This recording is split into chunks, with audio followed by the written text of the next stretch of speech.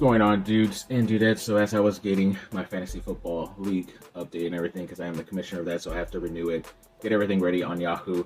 I was like, you know what? I have some time here. Let me just do a quick mock draft, see, get back into it. I usually like to do a couple just to get back into the swing of things to make sure I'm ready, because we wait to draft until like that Sunday before that Thursday night game that officially starts the season, just because if there's any injuries that happen, I don't want to be surprised and the guy I picked or a couple guys I picked end up getting hurt in the preseason or in practice leading up to that over the next month and a half or so.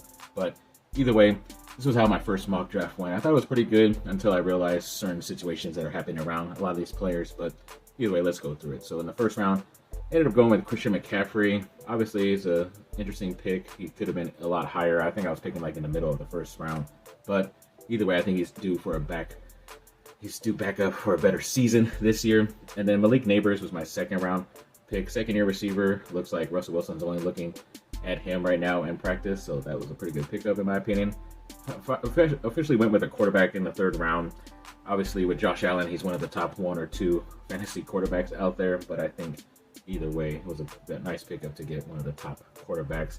Fourth pick, I went with Garrett Wilson, who is in a little bit of a tricky situation right now with Justin Fields as his quarterback, who's more of a running quarterback, so that was a little bit of a questionable pick right there. Sam Laporta ended up going with the tight end because tight ends ended up getting picked up quite early right there. A lot of the guys I like, so I just had to go with the next best guy.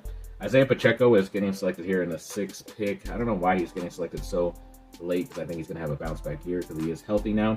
Zay Flowers, nice flex wide receiver from Baltimore that I picked up. Even Jalen Waldo, another guy I had a couple years ago who was suffered through injuries, but I think right now he's healthy, and then there's some stuff going on with Tyreek Hill, so maybe he could be the top guy that people end up going for.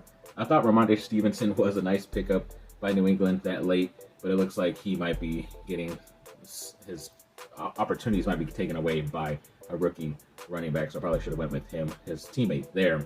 Then Tank Bigsby looks like he's going to be the top running back in Jacksonville, which is a little bit surprising. And then Jake Ferguson, I ended up going with the backup in Dallas, who is their number one tight end, so I thought that was a nice pick.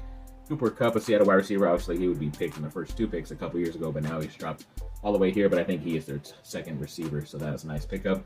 Jerome Ford is a nice backup running back. I ended up getting late, even though he could be a starter for the first half of the season for them.